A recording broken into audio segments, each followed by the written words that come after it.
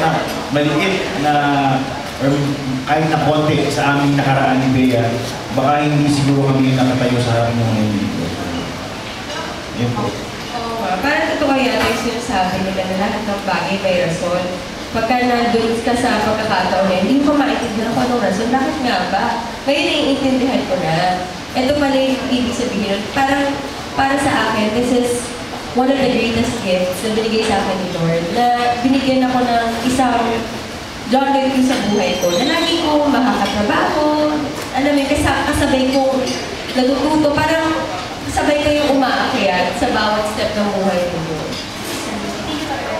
Napakaganda ng description kasi kanina ni Lloyd na parang si Bea has been parang a part of your career as an actor.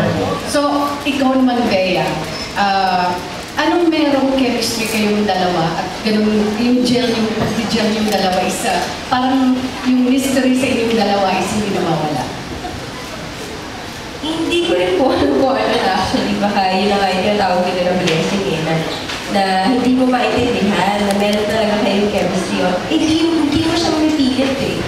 Pero siguro, kagaya na sinasabi niya lahat ng tao, baka isa rin yung nakakatulong din yung pagiging komportable namin sa isa't isa at nakakatulong din yung sense of familiarity namin sa isa't isa. I am very familiar with Jonathan and yet, hindi ko rin siya kilalang kilala na parang laging merong something to discover about him and it helps.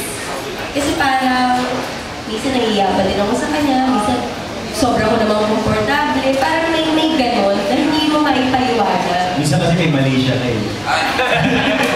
Pero alam niyo mo, Tita siguro isang bagay na talagang dahilan kung ba't tumagal kami ng ganito. Siguro, para sa akin, yung sincerity na in-offer namin, magmula nung kami po ay nagsimula, nung kay tagal kang hinitay, sundan, nagkapelikula kami.